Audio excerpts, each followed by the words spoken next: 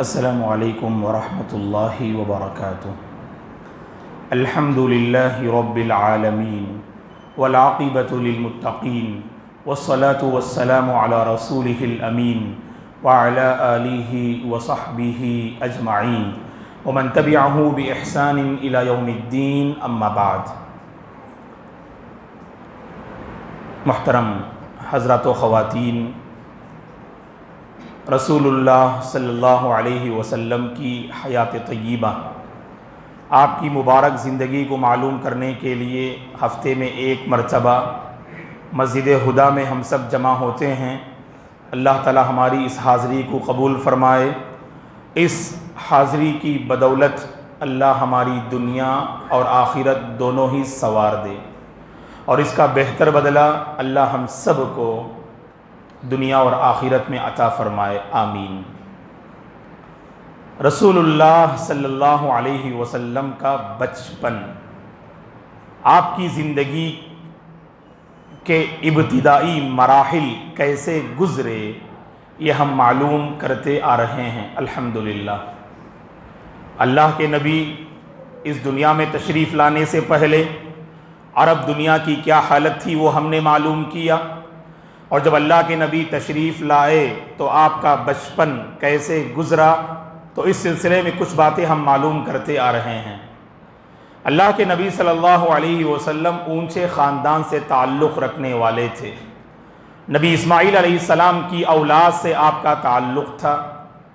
محمد ابن عبداللہ ابن عبد المطلب ابن ہاشم ابن عبد مناف، عبد مناف کے بیٹے ہاشم، ہاشم کے بیٹے عبد المطلب، عبد المطلب کے بیٹے عبداللہ، اور عبداللہ کے بیٹے محمد عربی رحمت للعالمین، خاتم النبیین، امام الانبیاء صلی اللہ علیہ وسلم ہیں۔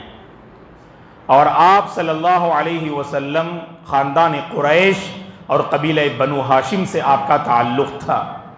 آپ کے والد محترم عبداللہ جب والدہ محترمہ کے پیٹ میں تھے اسی وقت آپ کا انتقال ہو گیا، اور والدہ آمینہ بنت وہب جب اللہ کے نبی کی عمر 6 سال کی تھی تو اس وقت آپ کا انتقال ہوتا ہے۔ ابتدا میں آپ کو دودھ پلانے والیوں میں آپ کی والدہ آمینہ بنت وہب، اور دوسری خاتون ابو لہب کی آزاد کردہ لونڈی ثویبہ، اور تیسری خاتون قبیلہ بنو سعد کی رہنے والی ایک پاک باز خاتون حلیمہ سعدیہ رضی اللہ عنہا، اور اسی طرح بنو سعد کی ایک اور عورت نے اللہ کے نبی کو دودھ پلایا۔ 4 سال کی مدت آپ نے حلیمہ سعدیہ کے علاقے میں آپ نے گزاری۔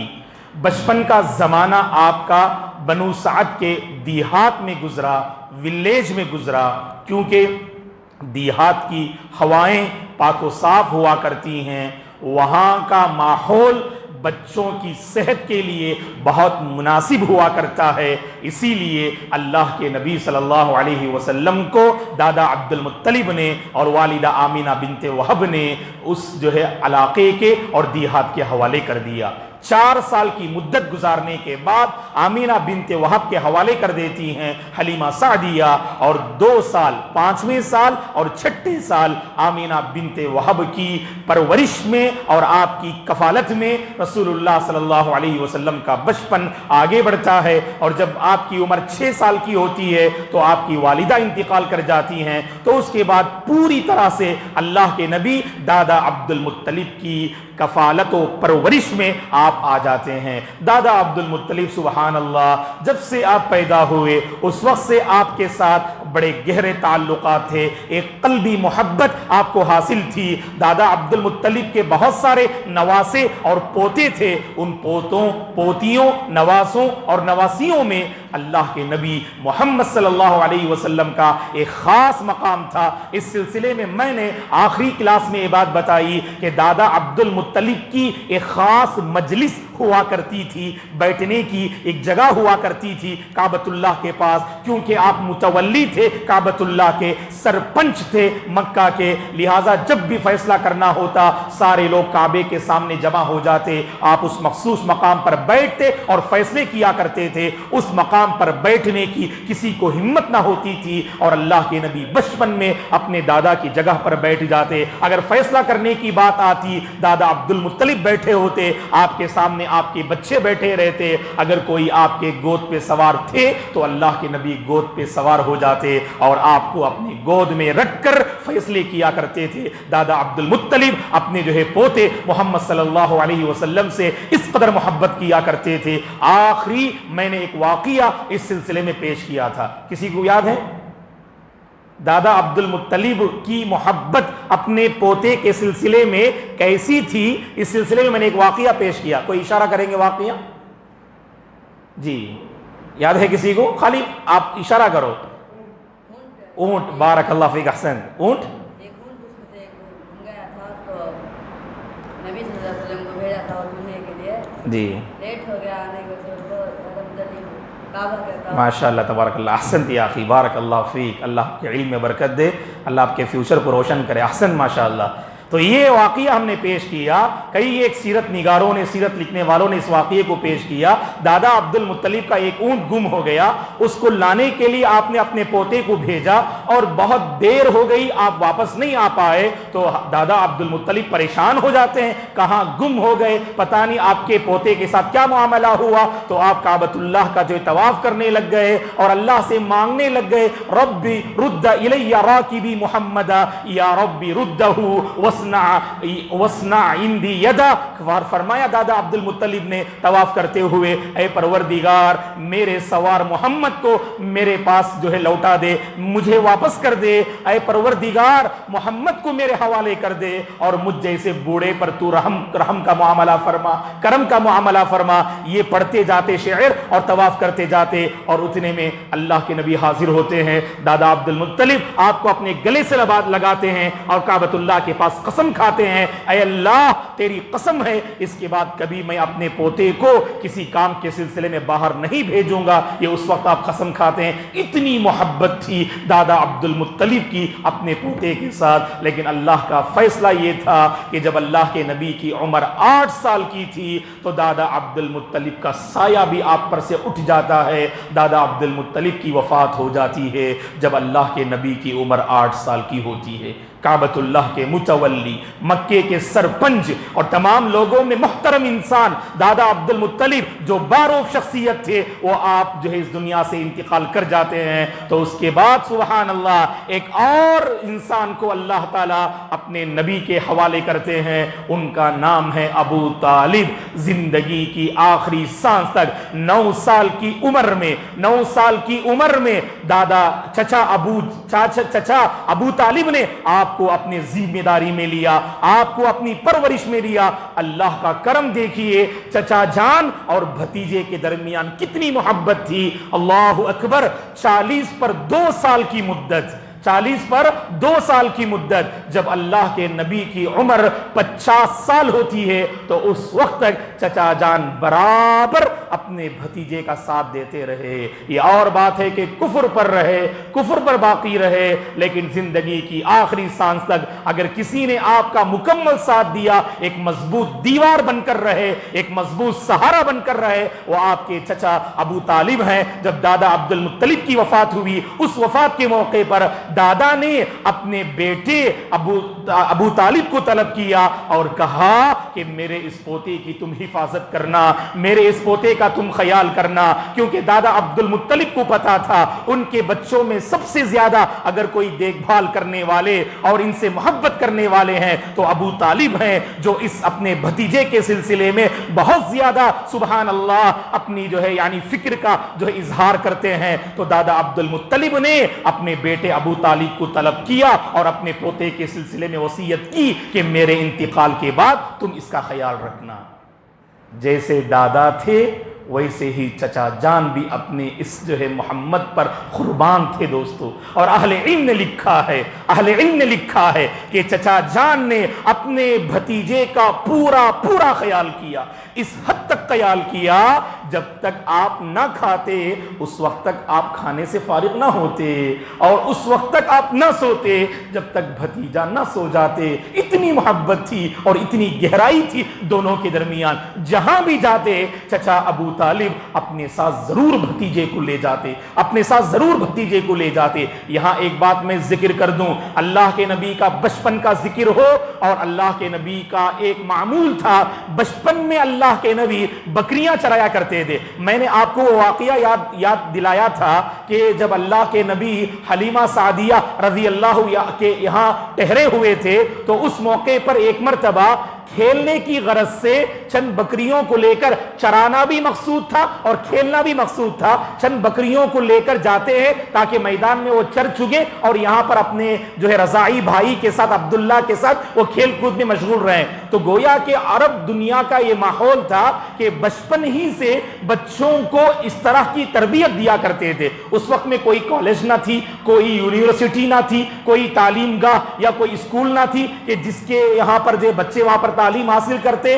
तो वहां पर उन्होंने ये सोचा कि बचपन से बच्चों को मसरूफ रखना चाहिए, और मसरूफ रखने का उस वक्त जो है तरीका क्या था कि बच्चों को जो है कोई ना कोई हुनर उनके पास हो, तो बकरियां चराने दे दिया करते और कोई ना कोई हुनरमंदी उनके अंदर पैदा करते। तो अल्लाह के नबी भी बचपन से बकरियां चराया करते थे। और इमाम इब्न क़य्यिम रहमतुल्लाह अलैहि ने लिखा है कि सिर्फ अल्लाह के नबी नहीं, कई एक अंबिया की तारीख को हम पढ़ते हैं तो हमें पता चलता है कि अंबिया बचपन में बकरियां चराया करते थे। और उसकी हिकमत को अहले इल्म ने लिखा है कि अंबिया खास तौर पर बकरियां क्यों चराया करते थे, क्योंकि आपको मालूम होना चाहिए जानवरों में अकरमकुमुल्लाह सबसे ज्यादा अगर कोई परेशान करने वाला जानवर है तो बकरी है। जो बकरियां पालते हैं वो जानते हैं, जब उन्हें लेकर आप जाएंगे, आप उनको जो चराने के लिए एक मकाम पे नहीं होंगे, एक बकरी यहां से उधर भागेगी, उधर से इधर भागेगी। कहते हैं कि जो है यानी बकरियों की मिसाल दी जाती है, बकरियों को लेकर मिसाल दी जाती है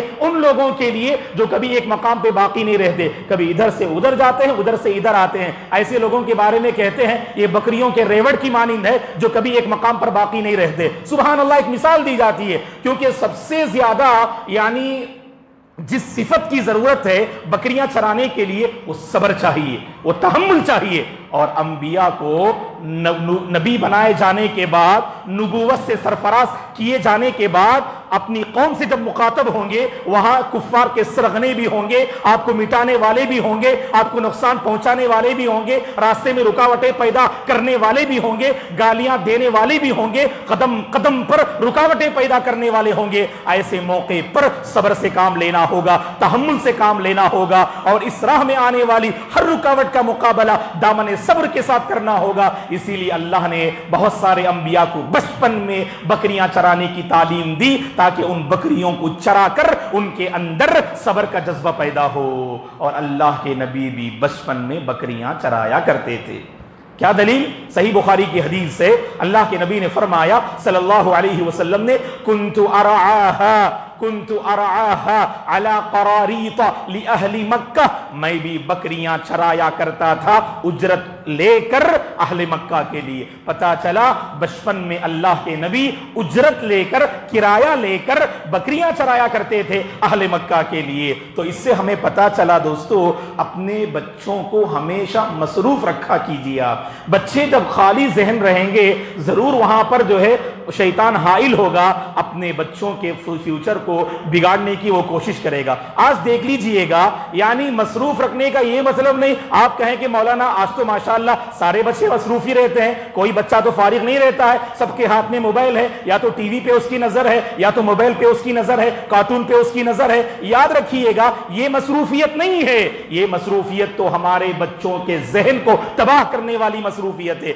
ये मसरूफियत तो हमारे अपने बच्चों के फ्यूचर को नुकसान करने वाली मसरूफियत है। अपने बच्चों के अंदर हुनरमंदी पैदा कराइए, अपने बच्चों को आप इल्मी दुनिया में मसरूफ रखिए। अगर आप इल्मी दुनिया के साथ साथ, जैसे हमारे यहां पर मामला क्या होता है, अगर घर में अगर बच्चे काम अगर करना चाहते हैं, बाज घर के बड़े अहबाब रोकते, अरे कितने जालिम हैं, बच्चों से काम लेते हैं। याद रखिएगा दोस्तों, बच्चों से काम लेना गलत नहीं, याद रखिए आप, ऐसा तो नहीं आप जो है उनकी ताकत से बढ़कर अगर काम लेते हैं, आप उनकी ताकत से बढ़कर अगर आप उन्हें तकलीफ देते हैं, वहां पर हम कहेंगे بھائی بچوں پہ رحم کیا کیجیے آپ. اگر آپ نے بچوں کو گھر میں اگر ہنرمندی اور گھر کے کام کاج نہ سکھایا, آگے چل کر یہ بچے گھر کی حفاظت کرنے والے نہیں ہوتے, بڑوں کا احترام کرنے والے نہیں ہوتے, زندگی کو کیسے آگے بڑھانا ہے یہ سبق انہیں جو حاصل نہیں ہوتا ہے. اسی لیے میں آپ سے گزارش کروں گا اپنے بچوں کو آپ گھر میں کچھ ٹریننگ دیجیے. آپ آج جانتے ہیں آپ کتنا بڑا مسئلہ ہے, اللہ حفاظت کرے,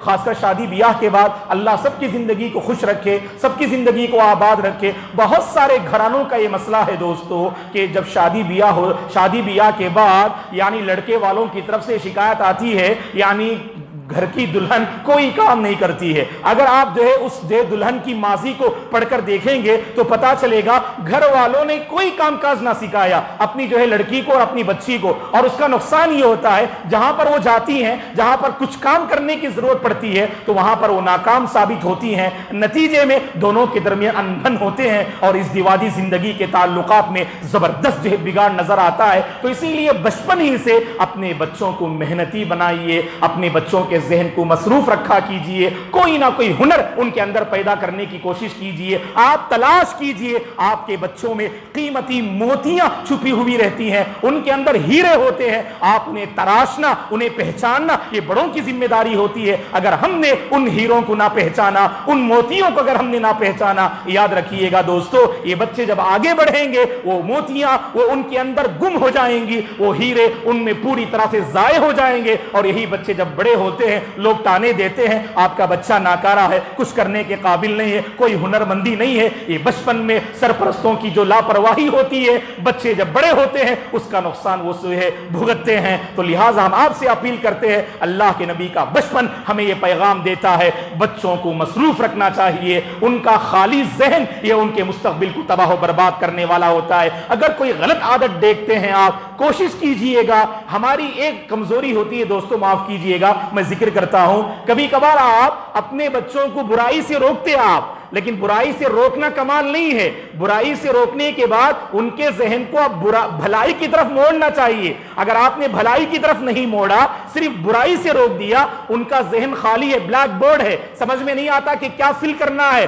تو پھر غلط لوگوں کے حوالے ہوتے ہیں اور غلط دنیا میں جو چلے جاتے ہیں. تو اس لیے ہماری ذمہ داری کیا ہے, صرف برائی سے روکنا نہیں ہے, برائی سے روکنے کے ساتھ اس کی جگہ نیکی کی بیج بونا ہے, نیکی کی بیج بونا ہے. تب چل کر دیکھیے آپ ہمارے بچے کیسے آگے بڑھتے ہیں انشاءاللہ. تو لہٰذا یہ پیغام ہے آپ تمام جو ہے حضرات و خواتین کی خدمت میں کہ اپنے بچوں پر نظر رکھا کیجئے, کیونکہ میں نے گزشتہ کلاس کے آخری میں ایک بات میں نے آپ کے سامنے ذکر کیا تھا, ہمارے نبی کا بچپن یہ پیغام دیتا ہے کہ سرپرستوں کی پوری توجہ اپنے بچوں پہ ہونی چاہیے.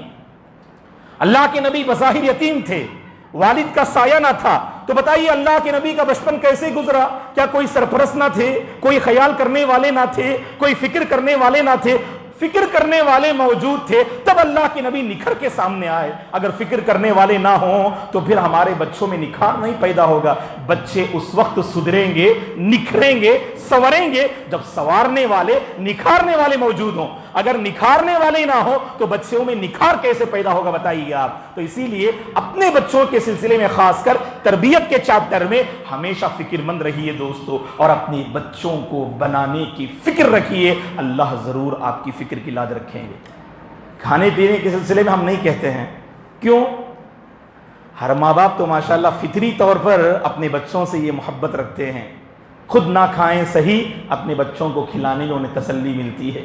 خود بھوکو پیاس میں رہیں یہ برداشت ہے, لیکن ان کے اپنے بچے بھوکو پیاس میں رہیں کوئی ماں برداشت نہیں کرتی ہے اور کوئی باپ برداشت نہیں کرتے. الحمدللہ کھانے پینے میں اپنی طاقت کے مطابق اور اپنی بساط کے مطابق ہم کچھ نہ کچھ دیتے ہیں. سوال یہ ہے تربیت کے چیپٹر میں آپ نے اپنے بچوں کو کیا دیا؟ ہر ماں باپ کو تنہائی میں سوچنا چاہیے دوستو. بحیثیت باپ یہ میری ذمہ داری ہے, بحیثیت سرپرست یہ آپ کی ذمہ داری ہے, بحیثیت ماں محترم خواتین یہ آپ کی ذمہ داری ہے. سونے سے پہلے اپنے بچوں کے فیوچر کے سلسلے میں فکر مند ہو کر سونے کی کوشش کیجئے. اللہ آپ کے لیے راہیں ہموار کریں گے. آپ کے بچوں کا فیوچر کیا ہوگا, ان کو کیسے بنائیں گے آپ, ان کو کیسے آپ جو ہے سبحان اللہ قوم و ملت کے حق میں نفع بخش بنائیں گے، یہ فکر پیدا کیجیے آپ، ضرور اللہ تبارک و تعالیٰ اس میدان میں ترقی عطا فرمائیں گے۔ یاد رکھیے گا کہ ذمہ دار کا مطلب صرف مارنا، پیٹنا، غصہ کرنا، یہ ہماری ذمہ داری نہیں دوستو۔ معاف کیجیے گا، میں صراحت کے ساتھ کہتا ہوں، آج بعض والدین کا کردار کیا ہوتا، جب بھی بچے غلطی کرتے تو خوب پٹائی کرتے، اور پٹائی میں اللہ معاف کرے ہمارے اپنے باہر کی جو ٹینشن ہونا وہ بھی اپنے بچوں پہ نکالتے ہیں۔ غلط ہے دوستو، مارنے سے یاد رکھیے گا ہمارے بچوں کا ذہن بگڑے گا نہ کہ جو ہے بنے گا۔ یاد رکھیے آپ، ایک دور ایسا آتا ہے کہ بچوں کے ذہن میں یہ بات بیٹھ جاتی ہے میں کچھ بھی غلطی کروں کوئی مسئلہ نہیں، ابو کچھ ماریں گے، امی کچھ ڈانٹیں گے، ماریں گے، بس اس کے علاوہ کچھ نہیں ہے۔ اپنا روب پیدا کیجیے آپ، تربیت اور اخلاق کے میدان میں ذرہ برابر بھی ہم اپنے بچوں سے کمپرومائز نہیں کریں گے، یقیناً کمپرومائز نہیں کریں گے، اور ان کو مارنے کے بجائے ایسی ہمدردی وہاں جتائیے آپ کا بچہ سوچنے پر مجبور ہو جائے، ارے میرے والد تو میرے خیر خواہ ہیں، میرے فکر مند ہیں، میرے درد مند ہیں، اس درد مند والد کو، اس درد مند ماں کو میں کیسے تکلیف دے سکتا ہوں۔ ایک دن ضرور آئے گا ہمارے نوجوان بچے یہ سوچنے پر مجبور ہو جائیں گے۔ یہ باور کرائیے، ہر ماں باپ کی یہ ذمہ داری ہے کہ وہ اپنے بچوں کے سلسلے میں یہ باور کرانے کی ضرورت ہے وہ ان کے فکر مند ہیں، درد مند ہیں، خیر خواہ ہیں، وہ ان کے فیوچر کو بنانا چاہتے ہیں، وہ ان کے دشمن نہیں ہے۔ کتنے ایسے بچے ہیں جو اپنے ماں باپ کو دشمن سمجھتے ہیں، اپنی فیلنگز دوستوں میں شریک کرتے ہیں، باپ کے پاس شریک نہیں کرتے، اپنے جذبات اوروں کے پاس شیئر کرتے ہیں، اپنی بہنوں کے پاس اور ماں کے پاس شیئر نہیں کرتے، کیونکہ انہوں نے ان میں کوئی خیر خواہی نہیں پائی۔ یہی اصل سبب ہے دوستو۔ تو فرینڈلی بھی رہنا ہے اور ان کی اصلاح کی فکر بھی کرنا ہے۔ فرینڈلی کی حد تک رہ جائیں تو کبھی کبھار نعوذ باللہ باپ اور بچے میں ایسا رشتہ ہوتا ہے کہ بیٹا کوئی بھی گناہ ذکر کرے، باپ میں کہتا ہے کہ میں تو اپنے بچے کے ساتھ مکمل فرینڈلی ہوں مولانا، میرا بچہ ہر فیلنگ کو شیئر کرتا ہے اور میں اس کی تائید کرتا ہوں۔ ایسی نہ ہوتا، بتائیے آپ، یہ فرینڈلی کا غلط مفہوم ہے۔ یہ آپ فرینڈلی رہیے، جب بچہ غلطی کرتا ہے نا اسی پیار و محبت کے ساتھ آپ سمجھائیے، آپ کا بچہ صحیح ٹریک پہ آ جائے گا۔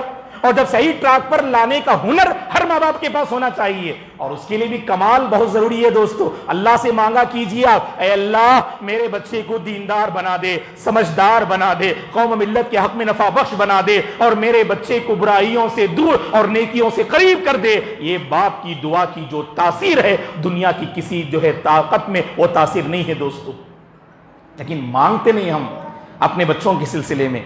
بس یہ کچھ جو ہے باتیں تھیں، میں نے مناسب سمجھا کہ آپ کی خدمت میں رکھ دوں۔ بہرحال اللہ کے نبی بچپن میں بکریاں چرایا کرتے تھے، تو پتہ چلا بچپن میں کام کرنا کوئی غلط بات نہیں ہے، لیکن تعلیم کو چھوڑ کے آج کے زمانے میں کام کرتے ہیں تو بہت غلط بات ہے۔ کیوں؟ آج کے دور میں ترقی کے لیے، کامیابی حاصل کرنے کے لیے، دنیا کے چیلنجز کا مقابلہ کرنے کے لیے علم بہت ضروری ہے۔ اگر آپ نے اپنے بچوں کو علم سے محروم کیا، سب سے بڑا نقصان یہ ہوگا کہ فیوچر میں آپ کے بچے جب قدم رکھیں گے ان کو پوری دنیا تاریک نظر آئے گی۔ تب سب سے زیادہ اگر کسی کو برا بلا کہیں گے اپنے ماں باپ کو برا بلا کہیں گے، کیونکہ بچپن میں انہوں نے صحیح تعلیم کا انتظام نہ کیا اور تربیت کا انتظام نہ کیا۔ اسی لیے دوستو اپنے بچوں کی تعلیم پر بھی توجہ دیجیے، ان کے ہنر پر بھی توجہ دیجیے۔ صبح سے شام تک وہ مصروف رہیں گے علمی دنیا میں، اور شام سے صبح تک آپ کے پاس جب رہیں گے ان کو آپ بہتر سے بہتر جو ایک ماحول فراہم کیجیے، ان کو ایسا ماحول فراہم کیجیے صبح سے شام تک اساتذہ کے پاس جو وہ لیسن حاصل کرتے ہیں اس کو اپلائی کرنے میں آپ کا گھر بہت معاون ثابت ہو۔ صبح سے شام تک ہمارے بچے کچھ اخلاق سیکھ کر آتے ہیں، اگر آپ کے گھر میں اگر اخلاق نہ ہو، دینداری نہ ہو، اچھا ماحول نہ ہو، زبان کی شائستگی نہ ہو، بتائیے گا کہ ایسے بچوں سے ہم کیا امید کر سکتے ہیں کہ یہ بچے اپنی تعلیم کے مطابق اپنی زندگی کو آگے بڑھائیں گے۔ ماحول آپ کریٹ کیجئے گھر میں، گھر کا ماحول ایسا ہو ہمارے بچوں کے لیے خود بخود ان کا ذہن ہمیشہ صحیح ٹریک پر باقی رہے۔ خاص کر لاک ڈاؤن کے بعد تو ہم دیکھتے ہیں ہمارے کیا نوجوان کیا بچے سب کے سب موبائل کے حوالے ہو گئے دوستو، اور کیا نوجوان کیا بچے کی کیا بات کریں، کیا عمر رسیدہ لوگ، کیا معمر لوگ، سب کے سب فارغ رہے اور اپنے آپ کو یا تو کھیل کی دنیا میں، اللہ رحم کرے کہ کبھی وہ بندہ چیس نہیں کھیلتا تھا، لوڈو نہیں کھیلتا تھا، کیا چھڑیا ہے نہیں معلوم اسے، لیکن لاک ڈاؤن نے سب کچھ اسے سکھا دیا۔ آج ہماری اپنی ہنر مندی کے لیے سب سے بڑا سوال ہے دوستو، تو کچھ نہ کچھ ہمیں توجہ دینے کی ضرورت ہے۔ بہت تکلیف ہوتی ہے جب ہم 10th اور +2 کے طلباء کا جب انٹرویو لیتے ہیں تو بیسک جو نالج ہونی چاہیے وہ بھی ہمارے بچوں میں نظر نہیں آتی۔ سبب کیا ہے؟ تو تعلیمی میدان میں جو محنت چاہیے وہ محنت نظر نہیں آ رہی ہے۔ چلیے موسم کے اعتبار سے الحمدللہ ابھی اسکول اور کالجز شروع ہونے والے ہیں، تو آپ تمام محترم ماؤں سے اور خواتین سے اور تمام مرد حضرات سے، سرپرستوں سے یہ اپیل کرتے ہیں اپنے بچوں کو سال کے شروع ہی سے تعلیم پر لگانے کی کوشش کیجئے۔ روزانہ اپنے بچوں کا جائزہ لیجئے، کیا انہوں نے ہوم ورک کیا ہے، کیا انہوں نے آج پڑھائی کی ہے، کل کے دن ان کو کیا کرنا ہے، اور دینیات میں قرآن کیسے پڑھتے ہیں، کتنی دعائیں یاد ہیں۔ سبحان اللہ، روزانہ آپ اس کا جائزہ لیں گے، اللہ کی قسم آپ کے بچوں میں جو بہتری آئے گی ہم اسے بیان ہی نہیں کر سکتے ہیں، کیونکہ بچوں کو پتا ہے کبھی ماں باپ پوچھتے نہیں، خالی آپ جو ہے جو پروگریس رپورٹ جو مطلب رزلٹ ہوتا ہے دستخط کرنے کے لیے لے جاتے ہیں بس۔ اور کبھی بعض اللہ کے بندے ایسے بھی ہوتے ہیں کبھی اس پر توجہ دیتے بھی نہیں کہ آپ کا بچہ کیا گریڈ لے کر آیا ہے، اے گریڈ ہے، بی گریڈ ہے، سی گریڈ ہے، وہ بھی نہیں معلوم رہتا ہے ہمارے اپنے والدین کو۔ یہ اور باتیں اگر پڑھے لکھے نہیں ہیں تو اپنے خاندان کے ان افراد کو انتخاب کرنا چاہیے جو افراد کے اپنے آپ کے بچوں پر تعلیمی میدان میں نظر رکھ سکیں۔ بہرحال کہنے کا مقصود یہ ہے دوستو، تعلیمی سلسلہ شروع ہونے جا رہا ہے، پوری سنجیدگی کے ساتھ اپنے بچوں کے رخ کو موڑنے کی کوشش کیجیے۔ یہ بہت بڑا چیلنج ہے۔ یہ 2 مہینے ہمارے بچے موبائل کے عادی ہو گئے ہیں، ہے کہ نہیں، ٹائم پاس کے عادی ہو گئے ہیں۔ اب انہیں اسکول بھیجنا، محنت کرانا اور تعلیم کی پٹری پر باقی رکھنا، یہ بھی بہت بڑا چیلنج ہے ہمارے لیے۔ محنت کیجیے، ہمت مت ہاریے، اللہ ضرور انشاءاللہ وہ روشن مستقبل ہمارے لیے لے آئیں گے۔ آج تعلیمی میدان میں سب سے زیادہ اگر کوئی قوم کمزور ہے، معاف کیجئے گا، وہ مسلم قوم ہے۔ ہماری پہچان اقرا ہے، یہ ہماری شناخت ہے، یہ ہماری میراث ہے، یہ ہماری پراپرٹی ہے، لیکن دیکھا کہ اسی پراپرٹی سے ہمارا کوئی تعلق نہیں علم سے۔ ایجوکیشن فیلڈ میں اگر کوئی قوم سب سے زیادہ پیچھے ہے تو مسلم قوم ہے۔ یہ پوری جو ہے سچر کمیٹی کی رپورٹ ہے۔ یہ سچر کمیٹی کی رپورٹ کے مطابق مسلم قوم کی پہچان کتابوں کا پڑھنا ہے، لیکن سب سے زیادہ بے حیائی اور فحاشی کو دیکھنے والی قوم مسلم قوم کا جو نام آ رہا ہے۔ اللہ کی پناہ، تھے تو آبا وہ تمہارے ہی، مگر تم کیا ہو، ہاتھ پہ ہاتھ دھرے منتظر فردا ہو، مگر وہ علم کے موتی کتابیں اپنے آبا کی، جو دیکھے ان کو یورپ میں تو دل ہوتا ہے سی پارا، گوادی ہم نے جو اسلاف سے میراث پائی تھی، سریا سے زمین پہ آسمان نے ہم کو دے مارا۔ علامہ اقبال نے زبردست ترجمانی کی، اب فی الوقت موجودہ حالات اس پہ جو ہے بالکل صادق آتے ہیں۔ دوستو کہنے کا مقصود یہ ہے، اللہ کے نبی کا بچپن بڑا مبارک بچپن رہا، آپ مشغول رہے، آپ بکریاں چرایا کرتے تھے، اللہ اکبر۔ بچپن میں بھی اللہ کے نبی نے آرام پسندی کو آپ نے جو اس کا خیال نہ کیا۔ ایسا نہیں کہ اللہ کے نبی کا بچپن صرف آرام میں گزرا ہو، باقاعدہ بکریاں چراتے ہوئے، اور تھوڑی سی ذمہ داری کیا آئی، اپنے چچا ابو طالب کے ساتھ تجارتی سفر میں آپ لگ گئے۔ آپ جوانی کی شروعات ہے اور لے جاتے ہیں چچا ابو طالب اپنے بھتیجے کو تجارتی جو اس سفر میں، تاکہ تجارت کے میدان میں بھی آپ کا بھتیجا صلی اللہ علیہ وسلم کوئی نہ کوئی ہنر اپنے اندر پیدا کرے۔ اللہ کے نبی بچپن میں بکریاں چرایا کرتے تھے، اور جوانی کے مرحلے میں آپ نے تجارت کرنا شروع کیا، اور تجارت کی ہنرمندی آپ نے اپنے چچا سے سیکھی۔ امام ترمذی رحمۃ اللہ علیہ نے اس واقعے کو اپنی کتاب میں لکھا ہے کہ اللہ کے نبی نے پہلی بار اپنے چچا ابو طالب کے ساتھ مکے سے آپ نکلے، روم کا آپ نے ارادہ کیا، روم بستی کی طرف آپ نکلے، تاکہ تجارتی معاملات کو حل کرنے کے لیے تجارتی سفر کو لے کر آپ نکلے۔ اور راستے میں ایک اہم واقعہ رونما ہوتا ہے۔ وہ واقعہ کیا تھا؟ بحیرہ راہب نامی ایک واقعہ جو وہاں پر رونما ہوتا ہے۔ راہب کہتے ہیں، نام یاد رکھ، راہب کہتے ہیں عیسائی عالم کو، جو پادری بولتے ہیں آپ، عیسائی عالم دین کو کیا بولتے ہیں؟ راہب۔ یاد رکھیے، انشاءاللہ اس کے بعد پوچھوں گا میں، عیسائی عالم کو کیا بولتے؟ راہب بولتے ہیں۔ تو راہب سے ملاقات ہوتی ہے۔ تو واقعہ کچھ اس طرح سے ہے، امام ترمذی رحمۃ اللہ علیہ نے اپنی حدیث کی کتاب جامع الترمذی میں اس واقعے کو نقل کیا، اور شیخ البانی رحمۃ اللہ علیہ نے اس حدیث کو صحیح قرار دیا۔ واقعے کی تفصیل کچھ اس طرح سے ہے، اللہ کے نبی مکے سے نکلے اور روم کے درمیان ایک علاقہ ہے، اس علاقے میں کچھ آرام کرنے کے لیے ابو طالب کے ساتھ مزید چند مکے کے لوگ تھے، انہوں نے وہاں پر پڑاؤ کیا۔ ایک عیسائی عالم آ کر ملاقات کرتے ہیں، کس سے؟ ابو طالب سے اور وہاں مکے والوں سے. پوچھتے ہیں اللہ کے نبی کے ہاتھ کو پکڑ کر کہ یہ کون ہیں؟ لوگوں نے کہا کہ ان کا نام محمد ہے. فوراً اس عیسائی عالم نے کہا ھذا سید العالمین بعثہ اللہ رحمۃ للعالمین. اللہ اکبر. ابھی جوانی کا مرحلہ ہے, ابھی جوانی کا نبی نہیں بنائے گئے, یہ واقعہ پیش آیا. کیا کہتے ہیں وہ راہب عیسائی عالم؟ تمام چند لوگ وہاں موجود تھے مکے کے, ہاتھ پکڑ کے کہتے ہیں یہ سارے جہاں کے سردار ہیں, سید العالمین ہیں یہ, اور آگے کہتے ہیں اللہ نے آپ کو سارے جہاں والوں کے لیے رحمت کا پیغام سنانے والا بنا کر بھیجا ہے. لوگوں کو تعجب ہوتا ہے یہ کیا بات کر رہے ہیں, یہ بت پرستی میں مبتلا قوم کے سامنے رحمت للعالمین کی بات آ رہی ہے. تو فوراً لوگوں نے پوچھا کہ اے راہب بتاؤ تو صحیح, تم یہ بات کہاں سے نقل کر رہے ہو, کیسے تم کہہ رہے ہو؟ تو خاص کر محمد کے ہاتھ کو پکڑ کر یہ بات تم کیسے پیش کر رہے ہو؟ تو اس وقت انہوں نے کہا جب آپ لوگ آ رہے تھے تو میں نے دیکھا کہ یہ محمد جہاں سے بھی گزر رہے ہیں درخت جھک کے آپ کو سلام کر رہے ہیں, پتھر بھی جھک رہے ہیں اور سلام کر رہے ہیں. اور میں نے اپنی کتاب انجیل میں پڑھا ہے کہ یہ صرف نبی کے ساتھ معاملہ ہوگا, ایک آخری نبی آئیں گے جسے درخت بھی سلام کیا کریں گے اور پتھر بھی سلام کیا کریں گے. یہ ہم نے اپنی کتاب میں پایا ہے, یہی وہ آخری نبی ہے جو آپ کے درمیان موجود ہے, یہی محمد ہے جو رحمت للعالمین ہوں گے. لوگوں کو بڑا تعجب ہوتا ہے, چونکہ ایک راہب کی بات ہے, انہوں نے اس معاملے کو زیادہ جو ہے یعنی اہمیت توجہ نہ دی اور وہیں بیٹھے رہے, آرام کرتے رہے. تو سبحان اللہ, اہل علم نے لکھا ہے کہ راہب نے کہا میں تم لوگوں کے لیے کچھ کھانے کا انتظام کرتا ہوں. اللہ کے نبی اس مقام سے کچھ آگے بڑھے اور جب آئے اللہ کے نبی سب کے سب ایک جہاں جہاں درخت تھے وہاں پر جا کے آرام کرنے کے لیے بیٹھ گئے. اور سبحان اللہ کے نبی جب آ رہے تھے راہب نے دیکھا کہ جہاں اللہ کے نبی گزر رہے ہیں بادل آپ پہ سایہ جو ہے دے رہا ہے. یہ واقعی بالکل ثابت ہے اللہ کے نبی صلی اللہ علیہ وسلم کے سلسلے میں. بادل نے آپ کو سایہ دیا اور کہا کہ دیکھو اے لوگو بادل اس محمد کو سایہ دے رہا ہے, اور ہماری کتاب میں لکھا ہے جہاں درخت اور پتھر سلام کریں گے وہیں پر بادل بھی اس نبی کو سایہ دیں گے. دیکھو یہ واقعہ رونما ہو رہا ہے. پھر اللہ کے نبی چادر جو ہے لپٹے ہوئے تھے, جب چادر آپ کے کندھے مبارک سے نیچے ہٹتی ہے تو وہاں پر دیکھا, آپ جانتے ہیں اللہ کے نبی کی پیٹھ مبارک میں ایک جو ہے مہر تھی, مہر نبوت کے نام سے ایک ابھری ہوئی ہڈی تھی.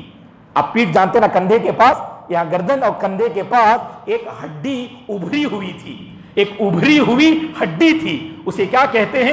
مہر نبوت کہتے ہیں اس کو. نبوت کا ایک مہر, نبوت کی ایک نشانی تھی جو ان کتابوں میں لکھی ہوئی تھی. اس نبی کے کندھے اور پیٹھ کے گردن کے پاس ایک ابھری ہوئی ہڈی ہوگی. اللہ کے نبی کے جسم مبارک میں وہ ابھری ہوئی ہڈی تھی. اور کئی ایک مطلب جو ہے صحابہ جو اسلام قبول کرتے ہیں اس کا ریزن یہی ہوتا ہے, ان کی کتابوں میں صفت پایا جو آخری نبی آئیں گے ان کے کئی اوصاف ہوں گے, وہ انشاءاللہ آنے والے درس میں ہم ذکر کریں گے. اللہ کے نبی کی کیا کیا صفات ہیں جو پچھلی کتابوں میں لکھی گئی ہیں وہ انشاءاللہ ہم ذکر کریں گے. ضرور آیا کیجیے انشاءاللہ. تورات میں کیا ہے, انجیل میں کیا ہے, دیگر کتابوں میں کیا ہے, انشاءاللہ ہم بیان کریں گے آپ کی خدمت میں. ضرور آئیے انشاءاللہ آئندہ کلاس میں بھی. تو اس میں سے ایک اہم صفت کیا ہے, اللہ کے نبی کے جسم مبارک میں پیٹھ اور گردن کے پاس ایک ابھری ہوئی ہڈی ہوگی جسے مہر نبوت کہا جائے گا. تو اس کے بعد یہیں پر اپنی گفتگو ہم ختم کرتے ہیں. اس راہب نے کہا اے لوگو اس محمد کو لے کر آگے نہ بڑھنا, روم والوں کو اگر معلوم ہو جائے روم والے اس نبی کے ساتھ کچھ بھی کر سکتے ہیں, یہاں تک کہ اس نبی کو قتل بھی کر سکتے ہیں. ایسی جب بات انہوں نے کی, چچا ابو طالب اپنے بھتیجے سے بہت محبت کرتے تھے, لہٰذا وہاں موجود 2 آدمیوں کے ساتھ بغیر کسی سوچے سمجھے انہوں نے مکہ واپس کر دیا تاکہ بھتیجے کو کسی طرح کا کوئی نقصان نہ ہو. تو پہلا تجارتی سفر تھا جو آپ مکے سے روم کی طرف روانہ ہوئے, لیکن راستے میں واپس ہو گئے اس راہب کی بات کی وجہ سے. اور اس کے بعد آپ کے دیگر جو سفر ہوتے ہیں سیریا کی طرف اور دیگر جو ممالک کی طرف انشاءاللہ اس کا بھی ہم ذکر کریں گے. اللہ سے ہماری دعا ہے اللہ تبارک و تعالی رسول اللہ صلی اللہ علیہ وسلم کی حیات طیبہ سے جو ہم نصیحتیں حاصل کر رہے ہیں ان نصیحتوں کے مطابق اپنی زندگی کو ڈھالنے کی توفیق عطا فرما، اللہ کے نبی سے سچی محبت کرنے کی توفیق عطا فرما، اور جب بھی اللہ کے نبی کا نام لیا جائے آپ پر درود بھیجنے والوں میں شامل فرما، اور کثرت سے اللہ کے نبی پر درود بھیجنے والوں میں اے پروردگار تو ہم سب کو شامل فرما۔ اللہم صلی علی محمد وعلی آل محمد کما صلیت علی ابراہیم وعلی آل ابراہیم انک حمید مجید، اللہم بارک علی محمد وعلی آل محمد کما بارکت علی ابراہیم وعلی آل ابراہیم انک حمید مجید۔ اے اللہ اس مجلس